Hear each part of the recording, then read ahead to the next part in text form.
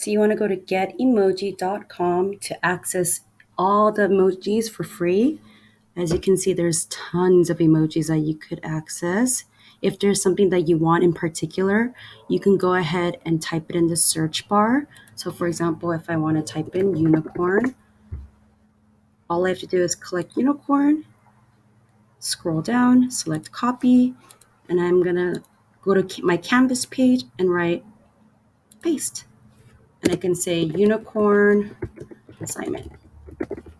And then I could add more emojis in down here. So I could say go back, and this time I want a rainbow.